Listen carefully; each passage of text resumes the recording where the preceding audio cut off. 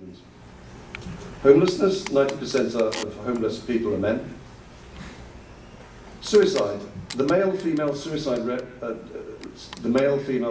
rate differential has almost doubled in just 30 years, from 1.9 to 1 to 3.5 to 1. Suicide in the UK and in many countries is the leading cause of death of young men. The justice system, men are treated far more harshly than women. 95% of prison inmates are men.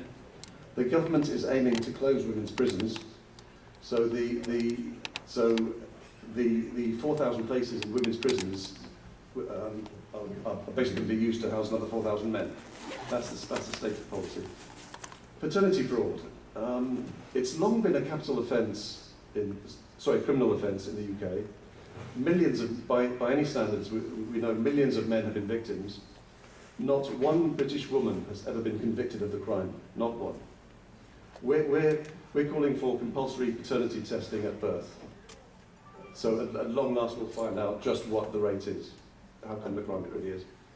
Anonymity for people charged with sexual assaults. We're currently going through a series of show trials of prominent elderly men at the moment. Some women are coming forward alleging sexual assaults more than 50 years ago.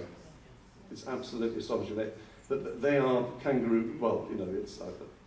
Anyway, men's accusers enjoy anonymity while the accused men themselves don't. Innocent men's reputations are being trashed, and many of them financially ruined by high legal costs. Healthcare provision, my last one. Healthcare provision, resources devoted to early diagnosis of male-specific cancers, diseases in general, but cancers specifically, are much lower than for female-specific diseases. I guess the most obvious example being that almost as many men die from prostate cancer as women die from breast cancer, but the expenditure by the state on early diagnosis of prostate cancer is scandalous, nothing short. Thank you very much.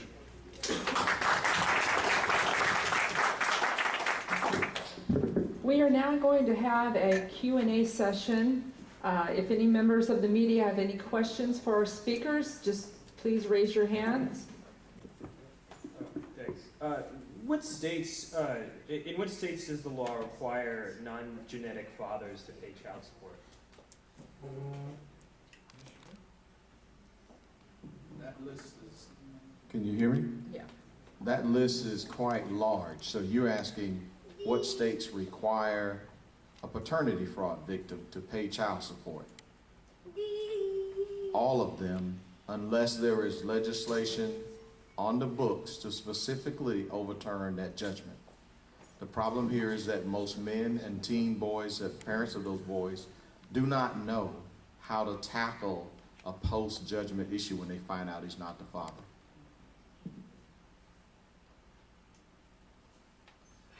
You have another question?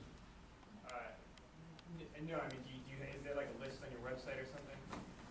I have a list of the states where we have been successful, and others have worked on getting legislation changed. So I do have a list of all of the states as far as what their law is. Okay, so most of the states have a time limit from age 2 to 5, but that only means for the man or the teen boy to be able to challenge it.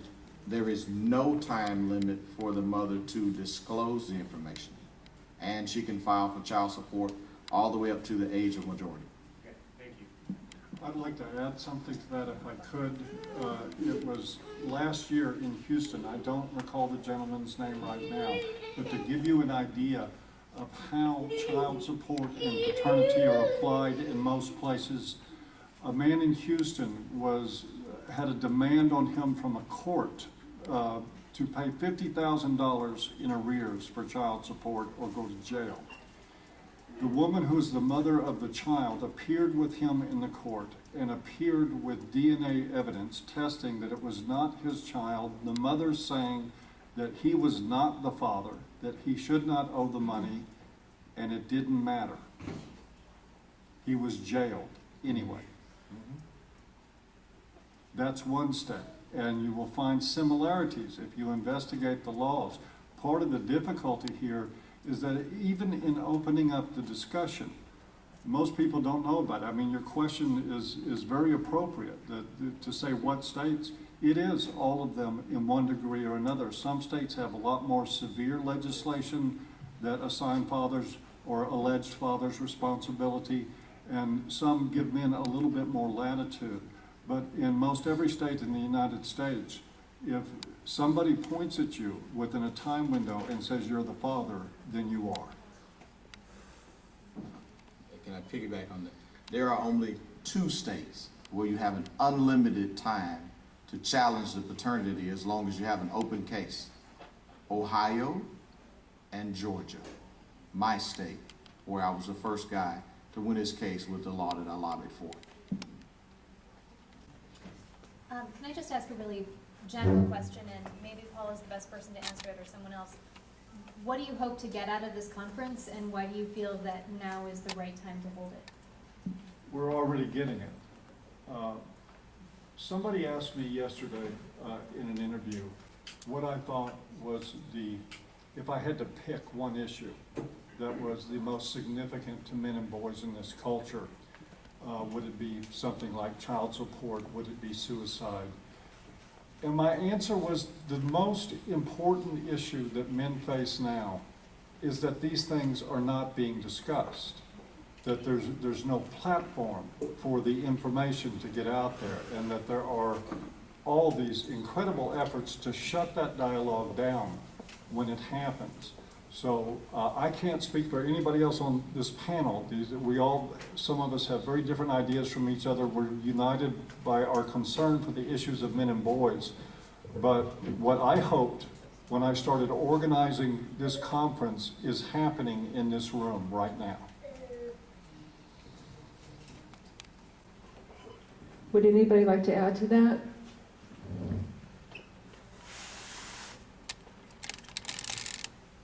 Okay. And I have a question. At what point in American history do you think women got it wrong? Who's your question for? I mean, maybe one of the women would be good. Like I said, I'm sure you're a fan of Susan B. Anthony, right? But then, like, what decade was it that you think that led to this? I could answer that, I think. That's actually a really good question. One of the reasons there's so much confusion about so-called women's rights or feminism or what have you is because it goes back a very long way. And it's rooted in some very realistic, common sense, and largely agreed upon, ideas and concepts. My argument in my work has been that they got it wrong largely in the 70s forward. So in the last 40 years that Erin has talked about, basically. Yeah, I agree. What happened at that point that changed everything in terms of that broad phrase, women's rights, women's movement, feminism, whatever you want to call it, is that we moved away from what I was saying in my little 5-minute spiel, which is that it's not about equal opportunity. It's about eradicating any differences between women and men. It's about truly 2 things: androgyny, making a society where we're effectively genderless, and then also always implying, always, that women are victims and that men are the perpetrators. So that didn't exist, and I could get into the whole, we're not going to, but abortion was another big piece of going south from the original intent of feminism, because feminists back in the day would not have supported that. But that's not really what we're here to talk about, but it's just another example of sort of detouring. Once we moved away from talking about just equal opportunity and got into this idea that biology is not real, and that gender is a social construct, and that you can rip it out of men and rip out the masculinity of a man and rip out the femininity of a woman and make us androgynous. That's where it all went sour, for lack of a better word. And it's just been a drip process over the past 40 years of that ideology. And you probably know, because we hear it ad nauseum, that this gender ideologues always say their work isn't done, or that it never will be done. Of course it won't be, because what they're looking to do isn't possible. Biology is real. Women are female, feminine. Men are masculine, male. That doesn't mean there's no crossover. It doesn't mean my husband can't play and take care of the kids and clean the house and do all those things, and that I can't have a job if I want. But the point is, it's that making people feel like there's something wrong with being who you are. That's really where the issue is, mixed with that whole broader context that we live in a patriarchy and men are the perpetrators and women are the victims. So I'd say those are the two basic premises where they went wrong, and that started in the 70s. If I could also add another bit to that question, it isn't, I don't characterize this as women getting it wrong. It is not, for the most part, women that are stripping men of their assets in family courts. And it is not, for the most part, women that are sentencing men to 66% more time for the same crimes. It is not, for the most part, women in any way. This is not about, and it is very difficult to get this across sometimes, this is not a gender war. What we're talking about in a men's movement to address these issues is not pointing at where women got it wrong, but where society is getting it wrong. It isn't just feminists that are getting it wrong. We live in a culture that could stand to look at evidence-based solutions to problems and understand they frequently mean that the answers are non-gendered. Our problem is ideological. We are viewing every one of our social problems, particularly anything that affects men and women or the relationship between men and women, through an ideological lens and insisting that we come up with ideological answers. And that's not working. And I would say that there are roughly an equal amount of men and women that are participating in that problem. I have a quick question for my friend Erin Pizzey. Erin, didn't you tell me that Betty Friedan, the founder of the National Organization for Women, told you she found that feminism had taken a wrong turn and made a Yes, mistake? she actually recounted them. There's several of them recounted, and she was one of them. And the other was Susan Brownmiller, who wrote the books on rape. She came to stay with me. That was interesting. But Betty Friedan stood up in the American Embassy, and it would have been 1980 or 81, and she said, we made a mistake. We went for the jugular. We went for the economic jugular of men. She said, when what we should have done is to look at relationships between men and women. Because that was right, they were shifting. Women were actually becoming, largely, because machines had taken place of so much of the work in the home, there were more time for women to come out and to want to be involved within their communities and to get jobs and all the rest of it. That was all happily happening. But what you have to remember is the cold, hard eye women, radical women, many of them seriously radical lesbians, who took this opportunity to create what I have called an evil empire. And I don't care how much you talk about whose fault it is or what it is, but at the bottom of it all, it was a money-making billion-dollar enterprise. And it's here, and it's with us, and the first job we have to do is to actually destroy it. Otherwise, men and women, there is not that much future. Before we have our next question, I should have started this from the beginning. With your questions, could you please tell us who you are and who you're with when you ask? Thank you. Also, her question wasn't finished to this lady over here, right? So, is there anybody else who wanted to comment upon the purpose or the goal of the conference, I suppose? Is that what your question was? Yeah, I was actually going to respond to that. Yeah, we would. Yeah. Thank you. I was one of my goals was to help with raising the public awareness that paternity fraud is not a men versus women's issue. It is a human rights issue because the women whose families are being destroyed by a burdensome child support order, when they know that all of the children from the first marriage are not her husband's children, and she's watching $2,000-3,000 go out each month and they can't clothe the children that are theirs, that live with them, she's looking for solutions. And maybe someone at this conference, you may know her. You may know someone that needs to hear what the various speakers here have done and can do. Because I'm also a coach, an advocate, and a speaker. I'm available at carnellsmith.com to help people who want to change the system. I would add, too, a very fundamental right, which is that every child has a right to know who they are. And paternity fraud denies them that, and also denies the opportunity for a father to be a parent. And I would add as well. And we were talking about the goals of this conference. I think one of the things I talk about in my book is the decline of male space. In this country, we have such a huge decline of male space. Men no longer go meet together as often. They don't go to the Elks Club. They don't get in groups as often as they once did. And I think this is a space where men can feel free, and men and the women who care about them can feel free to talk about some of these issues that we either talk about behind closed doors or are not allowed to talk about. So my hope for this conference would be that people are able, who didn't have a voice, to speak up and have their voice heard.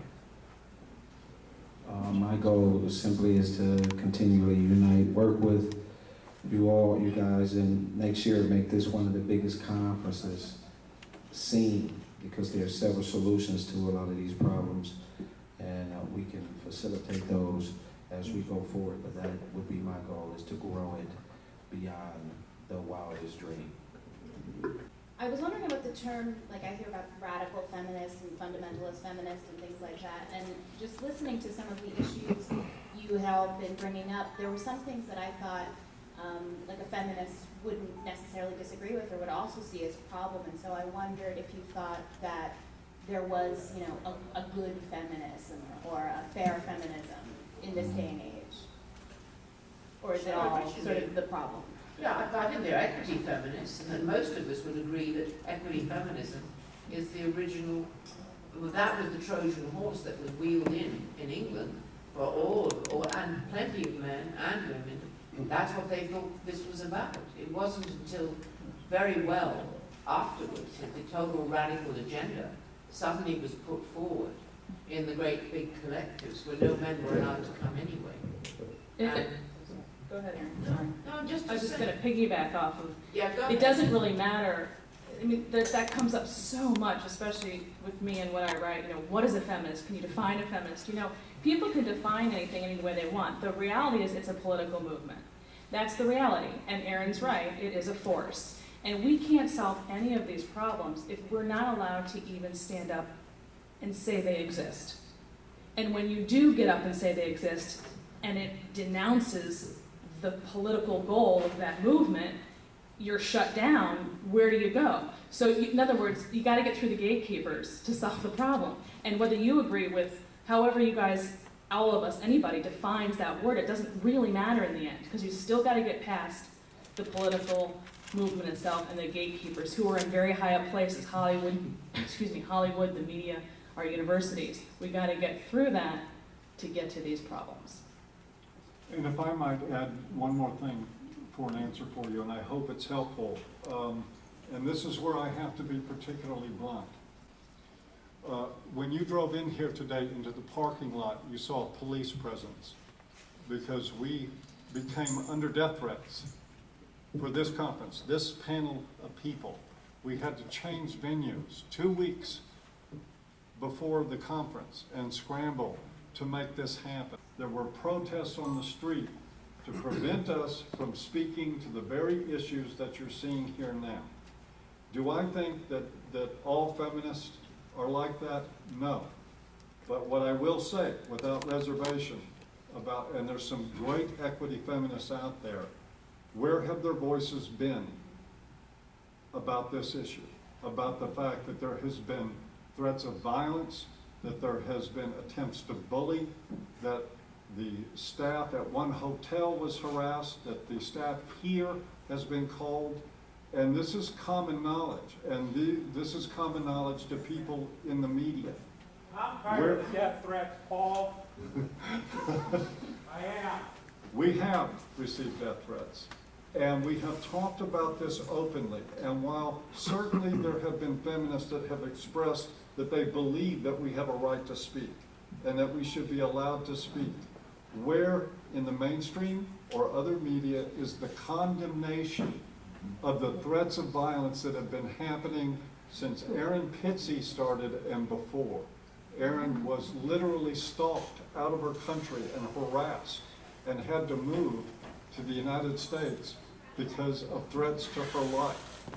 Where has anybody been speaking to this issue? And I'm not pointing a finger at you. I'm really glad you asked that question. I would love it if more equity feminists stood up and talked to this issue. But the fact is, so far, it's not happening. Because they have to get through the gatekeepers too. It's no different. Or they don't want to receive death threats. Yes, Right. exactly. Well, there's exactly. They're too busy living their life. They don't want to do what we go through. Who wants to go through what we go through? I'd just like to make one point if I may, and it's that for all the talk of different forms of feminism, the only form of feminism which has been of any damned consequence for more than 30 years has been radical feminism.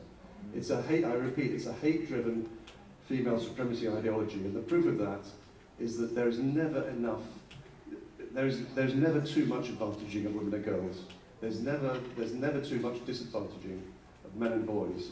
They will, you know, I mean, the metaphor we often use is it's like a train which only ever goes in one direction. It's only the speed that varies. But I like Paul's point about equity feminists. You know, I mentioned that you know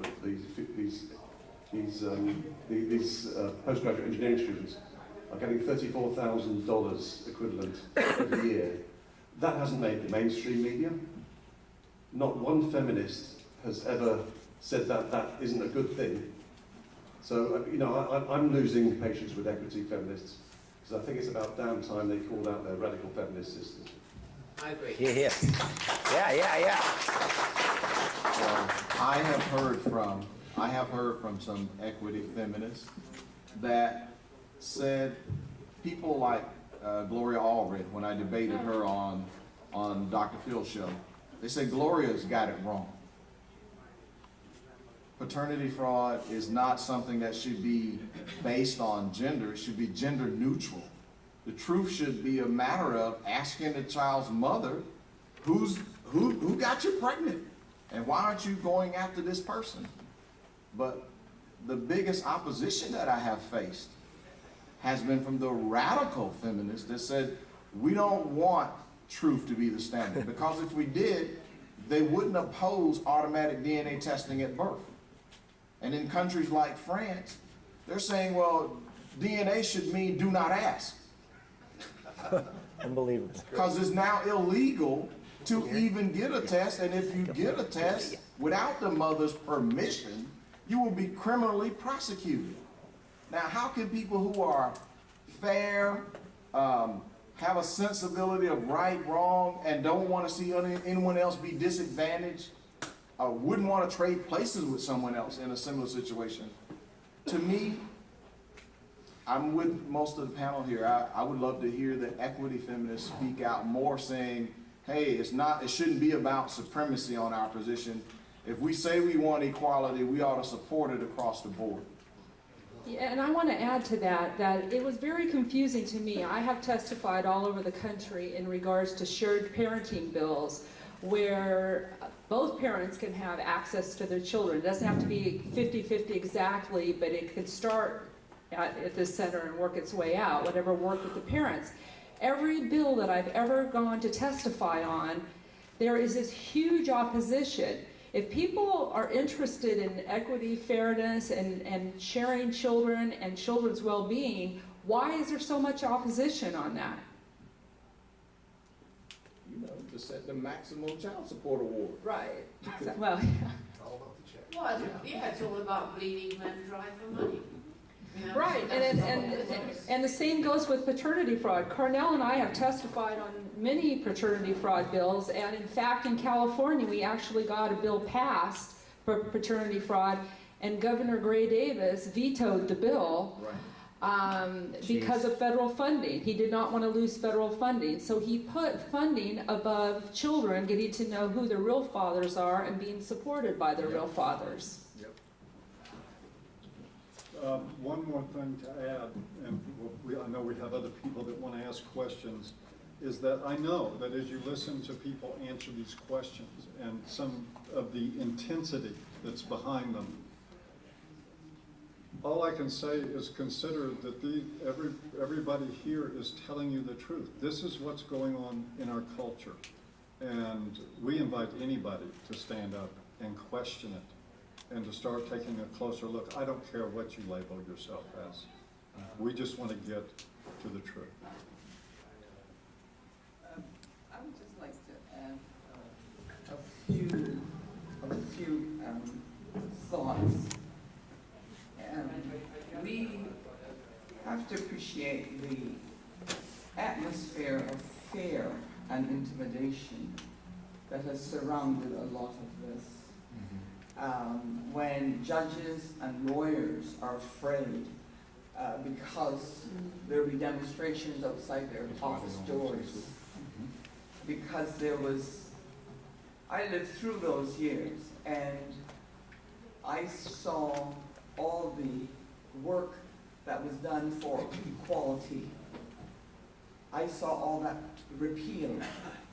In other words, in Canada, in 1978, the province of Ontario, then Attorney General was a man named Roy Palmatier, and he led in Canada with what was called the Family Law Reform Act, which, because the movement, moving in from the 70s, the late 70s, the reform movement was towards sharing property. A marriage is a mutual and a cooperative enterprise. Therefore, the produce, the financial produce of the marriage should be shared. So we found that the 70s were leading towards like equity and great equality and sharing in marriage. And that's what the Family Law Reform Act did. It created, for example, the notion that the matrimonial home was a shared enterprise. By the 80s, the notion had gone in terms of equality forward again. So the legislators were moving in direction, because remember, in these countries you have a shared jurisdiction. Divorce is federal, family law and civil rights, all those things are provincial. So, but moving into the 80s, the movement was on, now we've shared the property, now we must start to share the children. So, for example, in 1984, the then Minister of Justice, the federal Minister of Justice, introduced the concept, quote unquote, the best interest of the child into the Divorce Act. And he sincerely believed at the time that introducing the term the best interest of the child would mean joint and shared parenting. In other words, of the best interest of the child, certainly the first interest must be the child's own relationship with his own parents. And tomorrow, if you want, I can go into the origin of that term. But I can tell you, that term was introduced into the Divorce Act of Canada in 1985-86. All these laws hadn't hit the ground before the ground had changed dramatically. And divorce settlements and all of these issues were a means of transferring wealth from men to women on the grounds that there had been a historical injustice for hundreds of years. And you hear this, which is not true, and it has not been the case. In actual fact, women have been singled out for protection for the previous 200 years, and all the common law masters, Blackstone on, and others would testify to that. So there was a whole reversal of the actual history of the law, a whole set of misexplanations and wrong explanations of what had happened. And then you found the law starting to take that tremendous turn in direction where it moved from equality into favoring women.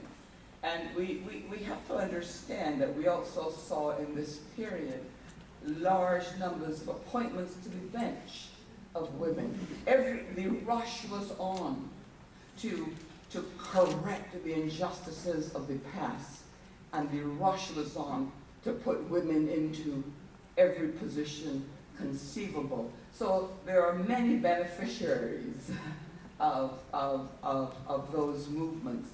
But so it's a long story, and it's an important story, and very, very unfair to men, because even, and Erin has done so much work on this, and so have I in my business. I used to run afoul of the other shelters because I allowed men to come to my shelter for counseling. I counseled many of them myself. But in those years, then this approach came that men were bad for children, every man was a violent beast, every man was a potential rapist standing thereby to hurt a woman and hurt his own children. We saw in that era the plethora of weird phenomena like the Swengeli influence, I'm sure you have it down here, recovered memories, a whole set of battered women syndrome, a whole set of artificially created therapies or conditions which were intended essentially to drive men and women farther apart. And I have a lot of trouble like that. And all my career I've been trying to bring men and women closer together. So it's a very long story. And it worked. It was very successful. But I think it's got many cracks in it, and those cracks are going into wide gulfs now. Thank you. Hi, my name's Dan. Freelance on this, actually. So all the issues that you folks have been talking about up there are, if changes are affected the way that you would see them be had, that's obviously going to shake up the way a lot of people do both business, the way laws work, and like a balance of really power and money, and even besides that, shake up people's strongly held worldviews. Yeah. Does that really go the distance in explaining why there's so much resistance to these ideas across society? I'd like to answer that if I could, because I almost could have written that. I mean, I did basically write that verbatim in 2 of my recent books. I had to open it by saying, in order for you to embrace what I'm about to write in here, you essentially have to chuck everything that you've been taught since the day you were born. That is an extraordinarily tall order. Now, I'm not saying they had to agree with me. I'm saying in order to be open to what I'm presenting to you, you have to first be able to question whether it was your parents and their relationship was really messed up, so they taught you these things that aren't helping you and you're kind of adopting them, and if you really want to have a strong relationship, how do you get those biases out of your head and sort of start fresh? So that's really a great question, because all the things that we are talking about and supporting and what our individual missions are will require people to do exactly that, and it's going to be too tall of an order, certainly for many people. So yes, I guess is the answer to the question. Never underestimate the power of early learning, cultural indoctrination, and cognitive dissonance. In fact, I'm sorry, just because I wrote this down, this is perfect. Hillary Clinton just said last month, I wanted to get it right. Quote, "I do think if you tell people something long enough with great passion, they get perhaps inclined to believe it." End quote. Just last month, that was Hillary. Didn't somebody else say something similar to that one? Yeah, exactly what he said.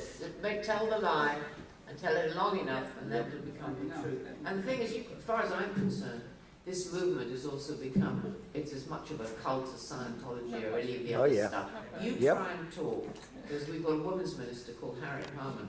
I tried to talk to her face to face and simply said, you have got to accept both men and women can be equally violent. And her face contorted, She actually said figures for men are minuscule, and that was our women's minister. And there's a whole lot like them in England, in the top echelons of everywhere. They're not giving up their positions, and they ain't going to give up their salaries, and we're going to have to take it all away. There's no other way.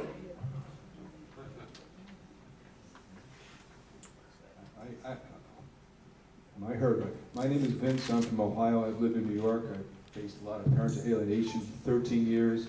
I've been, I don't want to say too much about myself, but I have dealt with protection orders all the time. They give them out like candy. I have a major case in Ohio right now. I've dealt with, unfortunately, I'm trying to make a connection here, listening to what this gentleman just said, and with the lady here and the expert on alienation spoke about the cognitive dissonance, and with the good senator from Canada speaks about the culture of fear, somewhat. That's what I'm trying to get at now, the culture of fear, and it's maybe too broad of a topic. One of the things I wanted to ask Erin Pizzey about, and she's asking for a large, she has quite a large goal in mind right here, basically like the undermining of the whole system, or however you just said it. But one point I want to bring out is at the University of Buffalo last year, they talked about a big paradigm shift in the social work department. It's simply called this: trauma-informed human rights perspective. Erin, I have a case that involves pastors. As a matter of fact, a pastor was one of the founders of the National Organization for Victim Assistance that's intimately involved in my case. He has since semi-retired. Can you please try to speak about an entry point into this undermining of this evil empire in terms of the large religious, cultural substrate or foundation in this country, around the world, that is a sort of entry point into what you're talking about, more than just an entry point. But Which, I don't know which one. I don't know if I'm being clear now, but No. well, radical feminism is its foundational column is maybe irrationality. Just the concept of truth. I'm going to have to interrupt for a moment. That is an hour and a half question. Yeah. And we are already running long in this. Well, just one question. Can the religious community be addressed, can they be properly addressed in a focused way at the same time, because they themselves deal with issues of fear and irrationality too? See, that's all I'm asking. I don't understand. I think you said, well, okay. Maybe I said something. You're trying to say, can the religious groups separate themselves from radical feminist thought, or are they all mixed? Is that partly what you're saying? Because it has infiltrated the religious groups.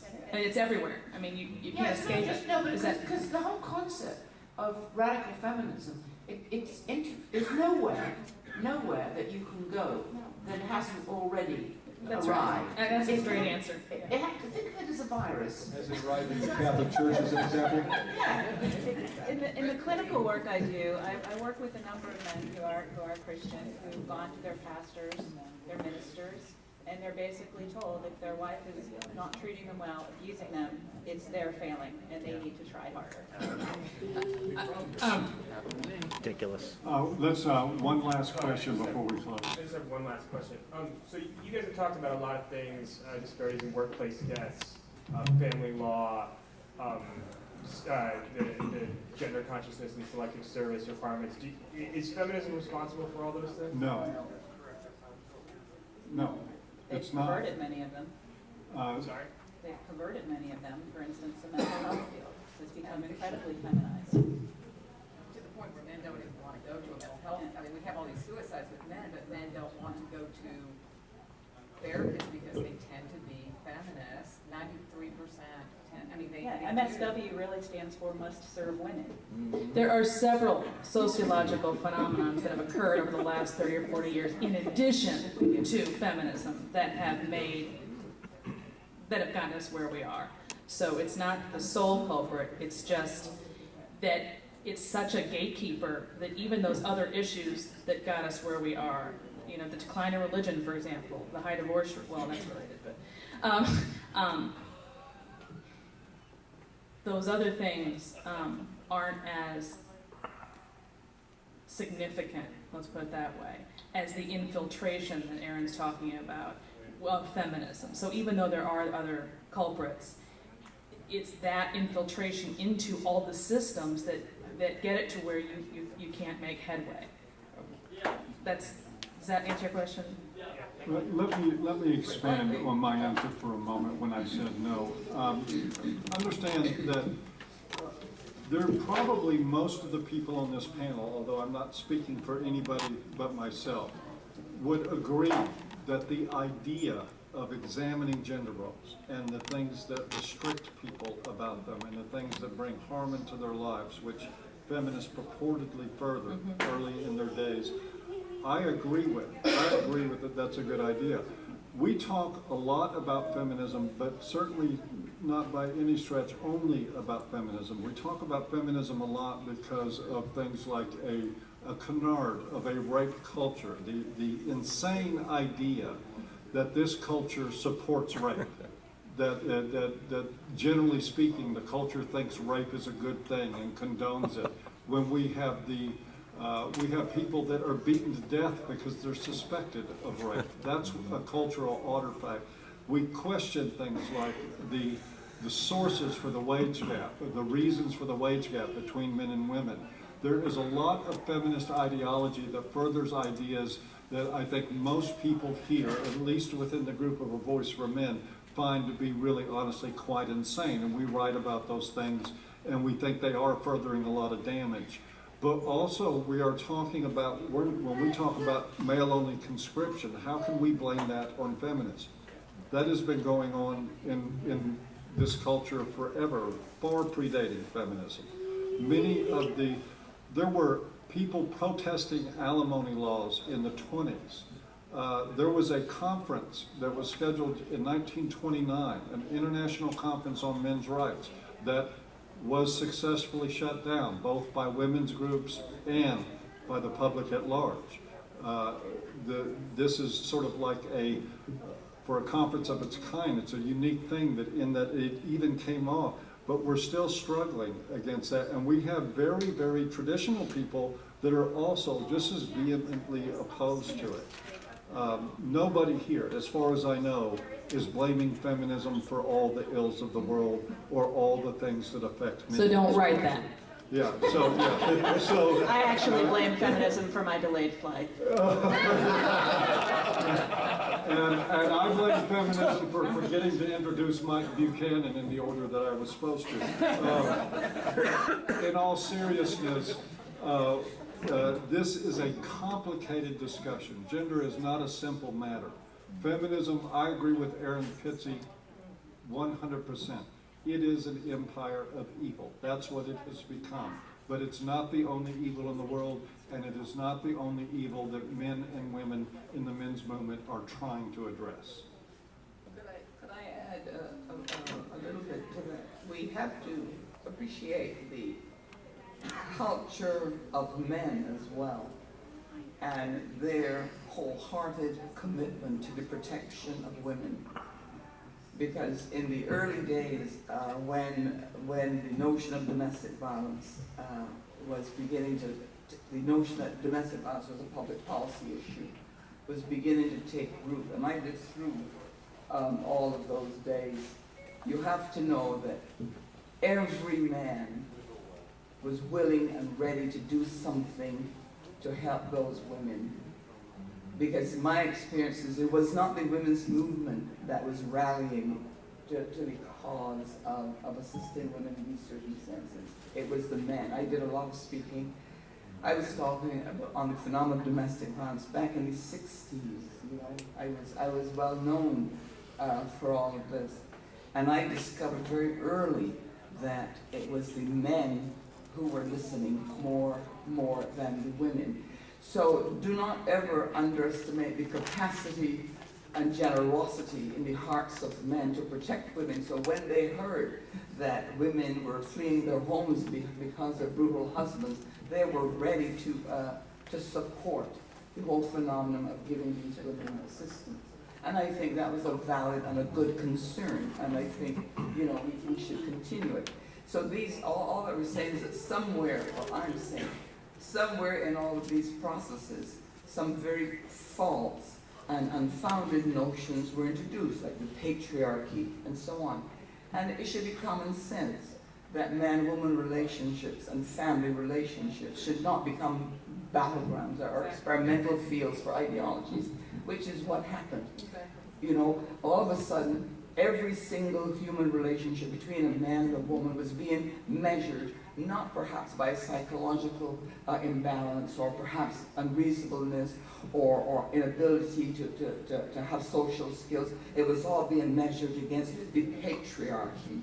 So, of course, it would be doomed to failure and would create enormous chaos. And that is my point, because I'm 70 years old, and I swear to God, I lived through all of this and worked very hard on this field. This is why I say we're soulmates, because our lives follow a similar pattern in this route, in this journey. But do not underestimate at all, ever, the fact that men have seen it as their lifelong duty to protect women. And still do.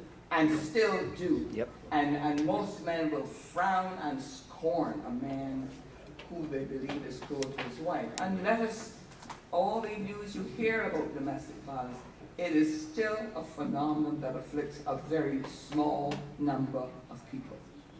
In terms of the total numbers in the community, the percentages that actually resort to domestic violence are really very minuscule in terms of the community. There are other basic facts about them. They're usually not married. Common law couples, for example, tend to be a lot more, relationships tend to be a lot more unstable. But the important thing when you begin to look at the data and the history of the study of domestic violence, which Dr. Strauss pioneered in, you begin to see immediately that their numbers tally up with what we're talking about. Very early, the scholars discovered that men and women were equally capable of violence and executed violence equally. But if you go into the shelter world of the women's shelters, you will not hear that information. And there's a huge gap between the data that comes out of those shelters and the data that comes out of the academics who have studied in very well-skilled and well-honed methodological systems. So this dichotomy has been there for a long time, and we should be asking ourselves, why is that so? Because I have been supported by the literature for 40 years. So thank you, Senator Coles. And with that, we are going to have to bring the press conference to a close. I want to thank all of you for coming out and for your very impressive questions. As has been reflected, I'm looking forward to seeing what is actually written about what transpires in this room. I think it's at least the nature of the questions that came here today were incisive and important, and that is very much appreciated. Also, I want to take the opportunity to thank everybody here on the panel, and I especially have to stop and thank the Voice for Men staff who are standing around this room. Who have worked for no money and who have worked around the clock now for weeks, scrambling to make this event happen, to pick up people at the airport, to transport them different places because we changed venues, to video this presentation. We thank you very much for your support and thank you for your attendance here today. See you tomorrow.